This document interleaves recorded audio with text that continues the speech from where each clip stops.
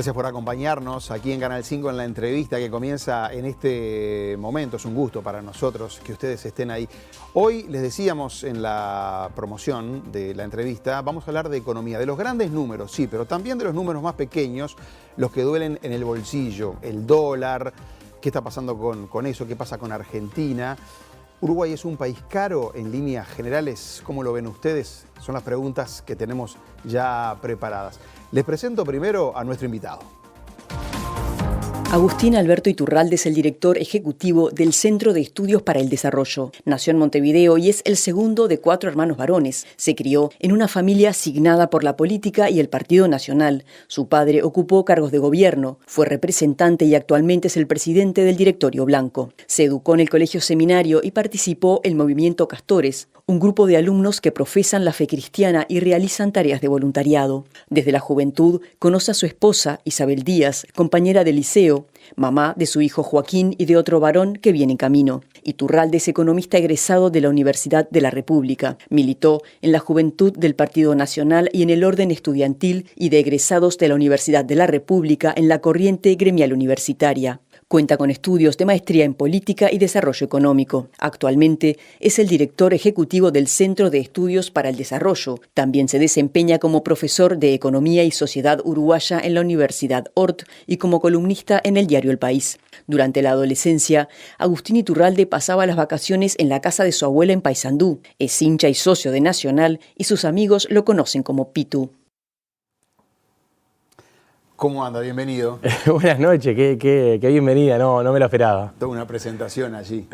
La verdad que sí, con mucha información ahí hubo algún informante. Bueno, siempre la producción nuestra trata de hacer alguna llamada trabaja bien, para averiguar algunas cosas. Buena producción, Leo.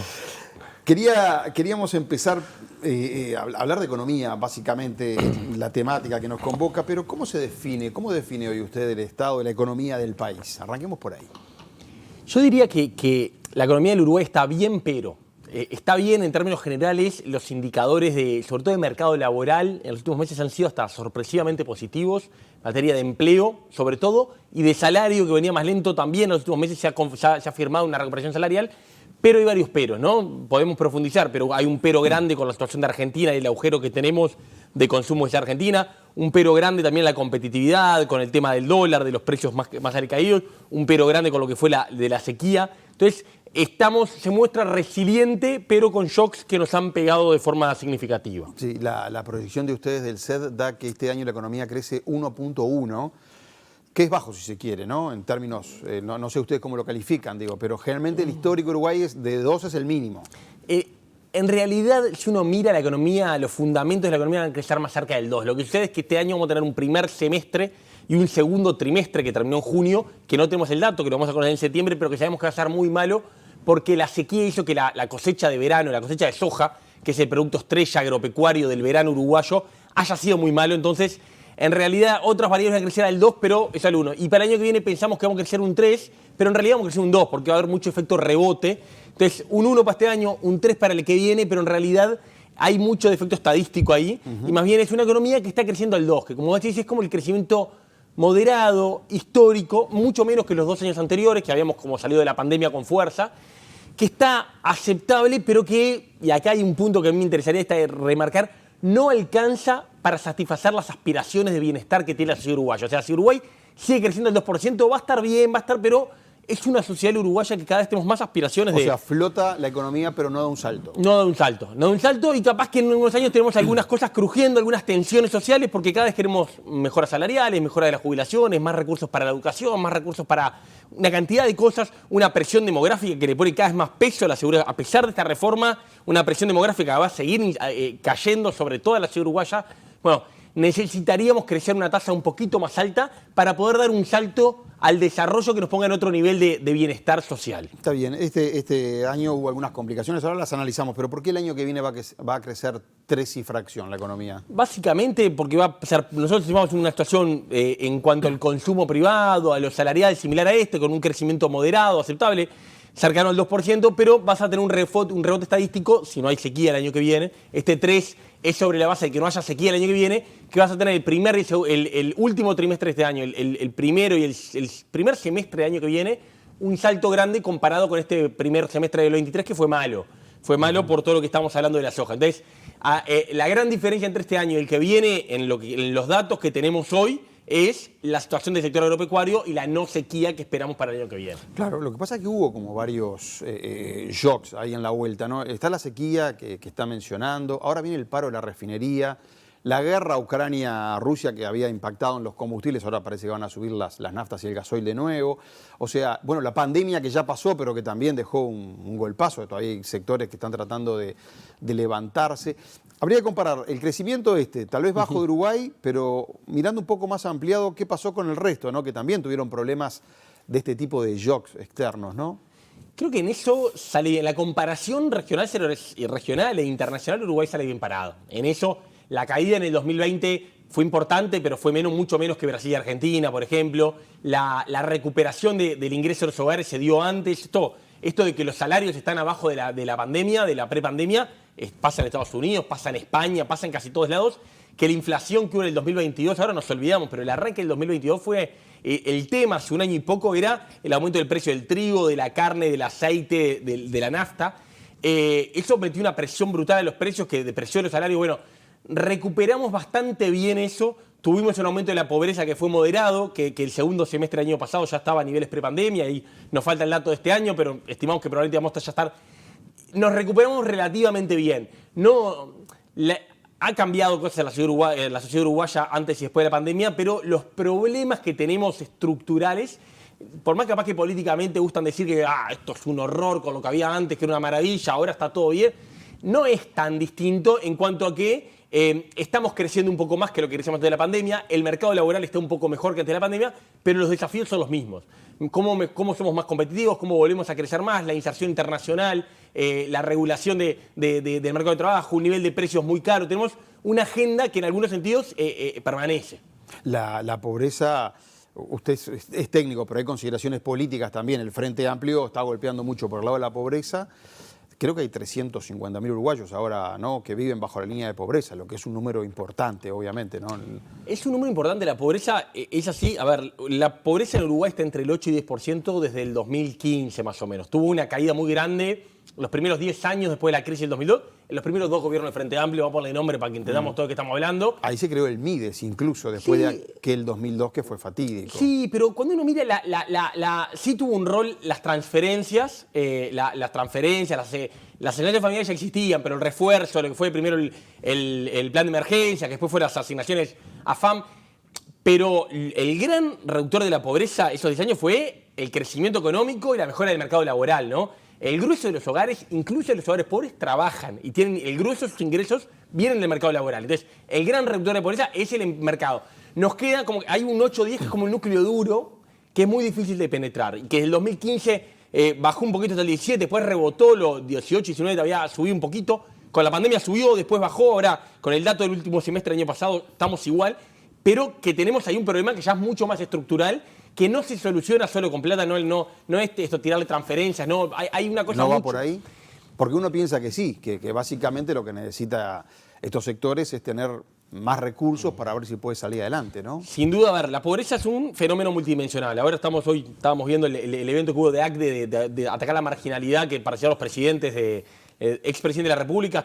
Desde el CED estamos trabajando en un grupo con ACDE a ver cómo se ataca la marginalidad y la pobreza. ¿Qué habría que hacer para bajar más la pobreza, digamos? ¿Están trabajando ustedes? En ese grupo está más enfocado la marginalidad, que es difícil de definir, es el núcleo muy duro, ni siquiera es esos 300.000 uruguayos que vos hablabas, son el 10% de la población, no es más bien un núcleo mucho más chico, pero mucho más al margen de la sociedad, mucho más afuera del sistema educativo, mucho más afuera del sistema laboral, mucho más vinculado con la situación delictiva de las cárceles. Bueno, la pobreza incluso, que es bastante más grande, lo que se ha demostrado en los últimos 10 años es que hay una resiliencia muy grande de ese 10%, de ese 8, 7 y pico, lo que tuvo.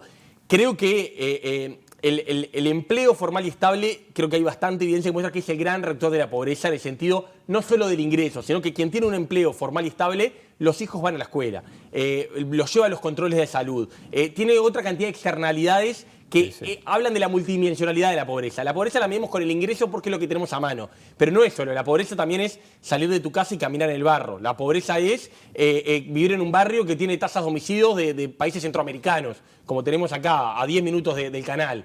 Eso también es, bueno, ¿Cómo la medimos? Bueno, con el nivel de ingreso. El nivel de ingreso que nos dice que hace básicamente 8 años que estamos estancados y que se mueve, sacando la pandemia, que sí tuvo un saltito para arriba más significativo, se mueve en un umbral. Bueno, creo que necesitamos políticas públicas que le den una vuelta al tema, que sin duda las transferencias, las asignaciones familiares cumplen un rol, no hay que renegar de eso, creo que eso no, pero que no alcanza y que precisamos probablemente otro tipo de políticas que vuelvan a conectar a esas personas, en particular con el empleo formal y estable, que es el gran integrador social. Sí, todos los gobiernos tratan de hacer y ponen foco, ¿no?, en los sectores más vulnerables. Todos los gobiernos, estoy hablando del 85 para acá y de todos los partidos políticos. La pobreza bajó en casi todos los gobiernos. Que ha bajado exactamente, pero que así igual hay un núcleo de 8 o 10% que no se logra quebrar de alguna forma. Sí. Va a haber que inventar otra cosa, digo, ¿no? Va a haber que inventar otra cosa. Creo que hace poco la Fundación de La Plaza, que lidera Marcos Carámbula, nos invitó a un panel que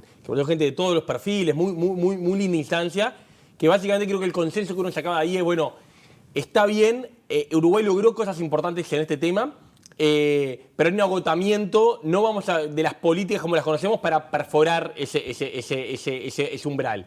Y bueno, creo que ahí hay un rol desde el Ministerio de Desarrollo Social de cambiar un foco, que bueno, que este gobierno ha cambiado un poquito el foco de cómo se hacen algunas políticas, sin romper lo anterior, ¿no?, que creo que es un gran legado del Uruguay. Llegó este gobierno, no es que tiró las asignaciones familiares, no, siguió con eso y buscó cambiar, que creo que es lo bueno construir sobre lo del anterior. Sin duda ahí lo que creo que es la prioridad y donde debemos todos concienciarnos que la prioridad es la pobreza infantil, ¿no?, que es donde realmente tenemos niveles violentos, groseros. La diferencia entre la pobreza de los mayores de 65 y de infantil en Uruguay es la mayor de Latinoamérica. La diferencia. ¿Por qué? Porque tenemos, por una buena noticia, en realidad es por una buena noticia, que la pobreza entre los más viejos es 1,5% o 2%, depende del año. El tema es que entre los menores de 6 años es 20%, también depende del año, estoy siendo grosero con los números. Creo que lo que nos muestra, bueno, ahí es donde tenemos, en la feminización y en la infantilización de la pobreza, donde tenemos realmente el desafío y también donde está probado la infantilización, que es el mayor retorno, ¿no? O sea, algo que en los últimos años quedó muy en evidencia es que el peso que tiene de gasto público, que tiene más retorno, es el peso que se gasta en los menores de 3 años. Cuando uno lo que gasta en las mujeres embarazadas, en los de 1, de 2, de 3 años, uno lo que ve es que ese peso vuelve en mejores rendimientos educativos, el mejor rendimiento laboral en el largo plazo, en menores tasas delictivas, una cantidad de cosas. Entonces, la apuesta seria, y en esto hay una iniciativa de Cristina Lustenberg, seguida por varios partidos, que creo que hay que invertir ahí. De invertir ahí no solo es un deber moral y ético, sino también es una estrategia eficiente y eficaz económicamente. Iturralde, ¿Uruguay es un país caro? Ustedes que manejan estadística de otros países, pero uno vive acá y a uno le resulta caro, pero se lo quería preguntar para ver desde el punto de vista técnico cómo queda conceptuado el país. Sí, Uruguay es un país caro. Yo creo que sí, creo que eso hay todos los indicadores que uno pueda mirar. Ahora estamos haciendo un trabajo para el Banco Central justamente analizando en qué específicamente, no somos caros en todo. La carne de vaca no es cara en Uruguay en comparación internacional, ninguna comparación. La carne de pollo sí, el precio del pollo que pagamos es caro en cualquier comparación cubana. Y en general uno mira los precios y tenemos un problema de precios importante. Requería más análisis. Nuestro análisis de esto es que al ser una economía chica y no suficientemente abierta, lo que tenemos es muchos mercados con pocos niveles de competencia. Esto puede ser un poco engorroso. Está el ejemplo de la pasta de diente, que ya está bastante difundido, pero creo que es bastante emblemático. Porque un producto que entra al Uruguay sin pagar aranceles, porque se produce en Brasil y en Argentina, este tipo de marcas que estamos pensando, entra a Uruguay sin pagar un peso de arancel, no produce en Uruguay, llega a la góndola con el doble o el triple del precio. ¿Y entonces qué? Olvidémonos de Argentina, que hoy está todo roto en Argentina, pero comparado con Brasil, que tiene una economía mucho más normal.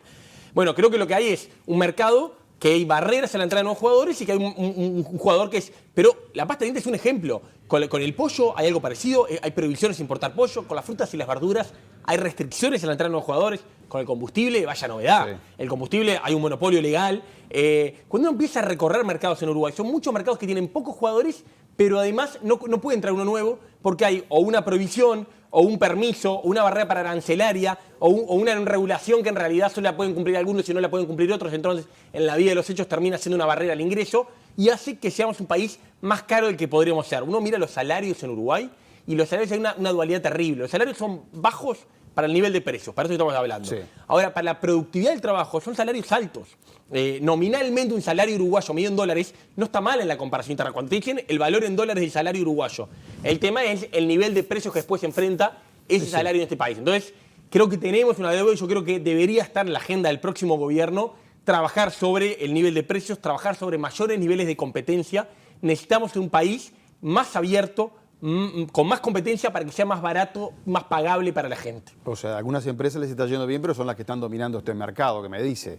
Y me quedé pensando en el tema de los frigoríficos. Ahora que vio que va a haber una compra grande de 3 frigoríficos, capitales de Brasil pasan a dominar 50-60% de la plaza uruguaya. ¿Eso es negativo de alguna forma? La verdad, no conozco el mercado en particular. Claramente, en principio no suena lo ideal. En el caso de la carne, esto no es un monopolio, esto sería económicamente al revés, un monopolio, que es básicamente, en vez de un monopolio es cuando la oferta la hace uno solo. En este caso, el que compra es único, ¿no? Pero en el caso de la carne y de los productores, hay una válvula de escape que estaba prohibida en Uruguay, pero por suerte fue una cosa, que es la exportación de ganado en pie. Sí. Que es la exportación de ganado en pie y que es como la válvula de escape de, bueno, si acá se hacen los vivos y nos pagan menos de lo que nos pueden pagar porque compran juntos, bueno, hay una válvula de escape. No me queda claro, hoy en día los precios del ganado están mal, pero creo que están mal por otras razones, que son básicamente que China no se reactiva. Obviamente no parece lo ideal, no parece, todavía esto tiene que pasar por este tipo de compras, necesita una aprobación de la Unidad de Defensa de la Competencia. Entonces, hay que ver cómo termina toda esta historia. Pero sí, creo que no es exactamente un monopolio, creo que en este caso hay algunas válvulas de escape, no es de las cosas que más me preocupa. Pero bueno, sí, en realidad, si me dan a elegir, preferiría que haya. Pero no hay barreras a la entrada de nuevos frigoríficos y hay una válvula de escape que es la exportación de ganado en pie, que es lo que no existe en otros mercados. Igual muchas veces en Uruguay se da, en el caso de los frigoríficos es clarísimo que puede haber 10 frigoríficos y los 10 pagan al mismo precio. Bueno, no hay competencia real. O se ponen de acuerdo entre ellos, yo no sé cómo es bien tampoco la jugada, pero es claro que todos pagan lo mismo. Lo mismo las estaciones de servicio, ¿no? ANCAP fija un precio máximo, nadie baja un centavo, digamos. En las estaciones de servicio sí me parece mucho más claro. Ahí tenemos una fijación de precio que en realidad, como decís, Leo, se sabe poco, es un precio máximo. Cualquier estación podría vender por abajo y de hecho a grandes consumidores, a veces a una intendencia, le venden a alguna centésima menos. Sí, pero a nosotros, el consumidor común, a Juan Pueblo, nada. No. Y con el agregado de que, bueno, tienen una política que no se pueden abrir nuevas estaciones, de que está regulada la cantidad de estaciones. En ese caso sí, es clarísimo que estamos presos. Además del monopolio de la importación y producción que tiene ANCAP, de otro que es de la comercialización, que es un oligopolio de algunos actores que son de estaciones que tienen una renta muy segura, que no la van a perder nunca, que no tienen competencia porque además no le pueden abrir una estación al lado y además el precio está fijado. Bueno, eso sí, eso no es normal en el mundo. Uno, Argentina nomás, o Brasil, uno va mirando y las estaciones tienen los precios, tienen los carteles, porque no todas las estaciones tienen el mismo precio. Incluso cambian los precios en Estados Unidos, por ejemplo, en Canadá, de mañana, de tarde, por según el sello van cambiando. Digo. Y además diferenciación de producto, ¿no? Bueno, esta es una nafta de una marca. Acá además todos consumimos la misma nafta que viene de la empresa monopólica. Ese es un mercado por excelencia. No quería meterlo porque es como demasiado obvio y justo hay poca competencia, es público, entonces parece que es contra lo público. Acá el problema no es si el monopolio es público o es privado. El problema es cuando hay poca competencia, malo funcionamiento de los mercados y los consumidores, nosotros, los trabajadores, pagando precios mayores de los que deberíamos pagar. A ver si podemos ampliar un poco la mirada, porque siempre nosotros vemos a Uruguay como ombligo, ¿no? del mundo. Pero bueno, a ver si podemos hablar un poquito de Argentina y Brasil, pero empiezo por Estados Unidos y por China, porque son dos mercados también que siempre que tenemos que mirar, nosotros vendemos bastante también para esas zonas. ¿Cómo está Estados Unidos primero? ¿Cómo está China? Bueno, es bastante dual, ¿no? De Estados Unidos hemos recibido en los últimos meses mejores noticias que ha mejorado la perspectiva. Básicamente Estados Unidos está logrando estar en un proceso de inflación complejo. Había empezado a aumentar las tasas, aquello de la Reserva Federal que escucharemos por ahí, que es el valor del dinero en el mundo. Cuando Estados Unidos sube las tasas, en general es mala noticia para los países como Uruguay, para los países periféricos, porque cuesta más la tasa de interés, los capitales que vienen a invertir se van a Estados Unidos a ponerla en un banco de Estados Unidos y no vienen a invertir. Bueno, Estados Unidos subió mucho las tasas, pero eso no le frenó la economía, que era un miedo que se estanque Estados Unidos. Empezó a bajar la inflación y ahora la perspectiva es que en 2024 van a bajar las tasas. La economía está creciendo bastante más de lo que se pensaba que iba a crecer a principio de año. Buenas noticias moderadas buenas noticias de Estados Unidos. De China es bien distinto. China no es tanto importante por el tema financiero, sino por el tema de la economía real. ¿China qué es? China es sistemáticamente y hace varios años el principal comprador de bienes de Uruguay. Carne, soja, celulosa, en los últimos años se han agregado otros productos, lácteos. China está desde fin de año pasado con la política aquella de COVID-0 loca, y soltó esa política pero no termina de reactivarse. Está con problemas internos que a veces son difíciles de entenderlos desde acá y son oscuros como se manejan desde el Partido Comunista Chino también. Y la realidad es que esperábamos que China a esta altura del año estuviera ya mucho más reactivada, comprando con más ganas, y los precios, que al final Uruguay es muy dependiente de los precios de todos estos productos ya más fuertes, y la realidad es que viene muy lenta la cosa en China. No sabemos cuándo se va a terminar de reactivar. En principio la expectativa es que en los próximos meses pueda aumentar las importaciones de China, los precios, la economía real empiece a responder, pero no ha sucedido al ritmo que por lo menos nosotros lo esperábamos. Entonces eso ha complicado y ha hecho que, por ejemplo, una actuación del dólar en Uruguay, que está compleja, que es un dólar muy bajo, que eso es bueno para los asalariados en pesos, que pueden comprar un celular, cambiar el auto o lo que fuera, pero para la competitividad de la economía es complejo. Se haya hecho mucho más compleja de sostener, ¿no? Porque cuando el dólar estaba bajo el año pasado, a principios del 2022, pero los precios estaban muy lindos, bueno, está dólar bajo, pero la soja, la carne valían bien. Bajan los precios, el dólar sigue complejo, bueno, la ecuación de competitividad del sector agroexportador se ha deteriorado de forma relevante en los últimos 9-10 meses.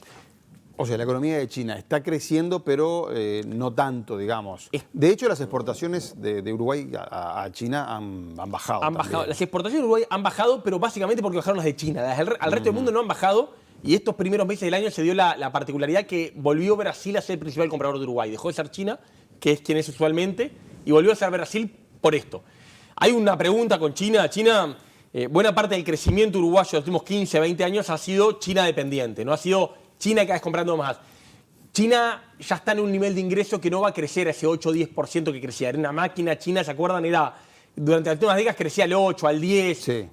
Compraba todo lo que le ponían adelante. De tasas chinas se hablaba. Las famosas tasas chinas. Bueno, las tasas chinas van a ser más moderadas. China uno cuando sale de niveles de pobreza muy importantes como los que tenía China y empieza a hacer reformas, puede crecer a tasas muy altas. Esto es como cuando tengo 180 kilos de peso y empiezo a hacer dieta. Bueno, al principio capaz que es fácil bajar 10 kilos por mes. Cuando yo llegue a los 100 kilos, no voy a poder bajar 10 kilos por mes, porque es más complejo seguir mejorando. Bueno, algo parecido pasa con los países. Cuando son muy pobres, pueden crecer muy rápido. A medida que se van haciendo más ricos, y China ya no es un país pobre, es un país de ingreso medio, ya un país con salarios más caros, con una cantidad de complejidad económica más cara. La pregunta ahora es, ¿China qué va a crecer? ¿Va a crecer al 5%, al 6%, al 3%? ¿Qué podemos esperar de China? En principio nosotros creemos que va a ser más algo parecido a un 5%, pero en esa pregunta que puede ser muy mundana, se va buena parte de la suerte del Uruguay en los próximos años para saber, bueno, esa demanda de China que ha sostenido el crecimiento uruguayo, ¿cómo va a seguir? Nos hemos visto excesivamente China dependientes y obviamente este llamadito, este tirón de orejas que nos está haciendo en la realidad, debería servirnos para salir a buscar otros mercados. Claro. En el sudeste asiático hay muchos otros mercados muy interesantes también. ¿Y qué pasa con la región, con Brasil y sobre todo con Argentina? El Brasil de Lula ahora, Argentina ahora con elecciones. Empezamos con Brasil. ¿Cómo está la economía de Brasil? Bueno, que nos esté comprando más es una buena señal para nosotros. Es una buena. Con Brasil pasa algo parecido a los Estados Unidos. La realidad es que la situación es bastante mejor que la que esperábamos al principio de año y Lula se está llevando muy bien con los mercados. O sea, Lula volvió, puso el vicepresidente de Lula, que es ministro de Industria, si no me equivoco, Hakim, es una persona de centro derecha, no sé cómo la podríamos calificar, pero claramente muy afín a los mercados, y Lula mismo está teniendo una política. Tuvo ahí algún roce con el Banco Central brasilero, porque el Banco Central estaba en una política de baja de tasas dura, parecido acá, subiendo las tasas para bajar la inflación, le torció el cuello la inflación empezó a bajar, pero la economía brasileña no se frenó. Y está creciendo y mejoró las perspectivas de crecimiento para este año. Para el año que viene también hay buenas perspectivas de crecimiento. Brasil, pasamos de malas noticias a noticias moderadamente buenas para Uruguay. Como decía, nos está comprando más. ¿Y Argentina? De Argentina, Argentina es mucho más, como es más divertido, ¿no? Es más entretenido, pero obviamente no hay que esperar nada bueno en los próximos meses. El resultado electoral de las PASO lo que agregó fue incertidumbre. Había como un escenario de base ahí que era que se encaminara una victoria de Juntos por el Cambio, que el mercado ya tenía asumido más o menos qué iba a ser. Hoy en día parece Milei favorito, pero Juntos por el Cambio puede ganar y no es descartable que Massa pueda ganar. Cualquier cosa puede pasar y la agenda económica de lo que vaya a pasar en Argentina es muy distinta. En los próximos meses Argentina va a seguir inestabilidad de precios. Inestabilidad de precios. Inestabilidad de precios. Sí, sí. Bueno, la inflación y el dólar blue, esto es una locura ya, ¿no? Va a seguir el camino del dólar blue, va a seguir aumentando la inflación y para todo lo que está haciendo el agujero del consumo privado del Uruguay que se está volcando hacia Argentina, eso va a seguir y va a empeorar. Yo creo que en el 2024 en algún momento, probablemente más a principios, pero para que se sienta van a tener que pasar algunos meses, Argentina, sea cual sea el gobierno, va a tener que hacer una corrección de esto, va a tener que unificar el tipo de cambio y eso va a darnos un alivio importante en este agujero de consumo que tenemos en Argentina, que los uruguayos lo disfrutamos tanto porque nos vamos y compramos y consumimos y comemos afuera como no podemos hacer acá, pero que obviamente tiene afectaciones para la economía uruguaya. Pero faltan, creo que lo que el resultado electoral de las PASO puso es un segundo semestre mucho más inestable y mucha más incertidumbre de cuándo se termina esto. Los uruguayos, como lo señalaba, están yendo para allá y gastan unos cuantos millones de dólares. El SED hizo más o menos unos estimativos así de cuánto se está gastando allá, que eso repercute también en el comercio de acá, obviamente, ¿no? El litoral es un ejemplo claro. Exactamente. Y ya no solo el principio era el litoral, ¿no? Ahora ya es gente que de Montevideo se va una vez al mes a Buenos Aires a hacer un surtido, gente que va a hacer el service del auto, gente que va a consumir cosas que generalmente se consumen donde vivís. El estimado, contando lo que ya sabemos del primer semestre y estimándolo del segundo semestre, vamos a estar cómodamente en 1.200 millones de dólares de consumo de uruguayos en Argentina. Esto es... Perdón, en este año los uruguayos van a gastar 1.200 millones de dólares allá. Sí, esa es la estimación, eso tiene implicancias por todos lados, ¿no? Hay una fiscal. La recaudación en Uruguay está cayendo porque los uruguayos están dejando cientos de millones de dólares que pagaban al fisco uruguayo, se lo están pagando al fisco argentino. Claro. Y eso teniendo afectaciones de distinto tipo. A ver, ahí están pasando con el consumo privado en Uruguay, están pasando dos cosas que parecen contradictorias. Está mejorando el consumo privado de forma sostenida porque el empleo está mejorando, el salario está mejorando y el consumo, la medición de consumo DAC está mejorando. Lo que nos pasa es que buena parte de ese consumo se está yendo a Argentina. Entonces, en la recaudación no se ve y en el comercio, no en todo el comercio, pero en particular en el supermercadismo, en las farmacias y en el ocio, en los restaurantes, está pegando muy fuerte. La ropa también, ¿no? Las tiendas, supongo. O sea que la ropa, por lo que leí el otro día, en Argentina la ropa está cara. En Argentina tiene el sistema de precios muy distorsionado. No todo está barato en Argentina. Y la ropa, justamente las cosas que no están baratas. Obviamente, el uruguayo que va a Buenos Aires, algo de ropa también se compra y también. Pero no es el saqueo que hacen los uruguayos en los Pharmacity. Ya hay leyendas urbanas de los porteños de lo que son los uruguayos adentro de las farmacias, comprando a niveles carritos. Bueno, no es el caso de la ropa porque Argentina lo que tiene es un problema de precios relativos. Hay cosas que son muy baratas y hay cosas que no son tan baratas. Iturralde, me queda un minuto. ¿Es lo mismo para Uruguay que gane en Argentina Milei, Bullrich o Massa? Massa viene mal, ¿no? Es el ministro de Economía, la inflación que tiene, los niveles de pobreza que no en Argentina están arriba del 40%. ¿Es lo mismo para Uruguay que gane uno u otro? Esto de dolarizar la economía que quiere Milei, por ejemplo. Yo creo que no, claramente no es lo mismo. Obviamente es una decisión de los argentinos, pero no es lo mismo. A ver, creo que Milei es una incertidumbre muy grande. ¿Cómo se haría la dolarización? ¿Cómo ocurriría? ¿De dónde salen los dólares? ¿Cómo es ese proceso? Puede ser bueno, puede ser malo. Es como un salto que es muy desconocido porque la propuesta de dolarización, que suena muy bien, para los economistas no es muy sexy. No entendemos muy bien cómo funcionaría, no entendemos muy bien de dónde salen los dólares y sobre todo lo que dijo un colega que me gustó mucho es, para dolarizar hay que hacer una cantidad de cosas antes que si haces todas esas cosas ya no tiene mucho sentido dolarizar. Bueno, Menem había dolarizado, ¿no? Era un peso o un dólar, ¿no? La convertibilidad, ¿no? Pero es más o menos lo mismo. Es parecido, la experiencia de dolarización fue esa, ¿no? Hay una iniciativa que parece mucho más razonable que era el camino de Menem de la convertibilidad, pero en vez con el dólar, con el real, que es como una moneda más cercana y más afín. Bullrich probablemente es el camino que en principio, y viendo lo que fue el modelo de Macri, que cuando asumió Macri, Argentina se encareció, volvieron los argentinos a Punta del Este, parecería como lo más conocido y se mató. Lo de Massa, yo creo que él igual si ganara no puede sostener este modelo, pero obviamente esto que está pasando en Argentina a Uruguay no le viene bien. Iturralde, gracias por haber venido acá a la entrevista en Canal 5. Muchísimas gracias por la invitación, Leo. Y mucha suerte ahí en el CED, que es el centro de estudio de ustedes. Amigos, nosotros dejamos por acá la entrevista. Me quedé pensando en este número que nos dio, 1.200 millones van a gastar los uruguayos, o vamos a gastar los uruguayos, nos metemos todos allí, este año en Argentina. Es una plata también. Gracias por haber estado con nosotros. Buenas noches.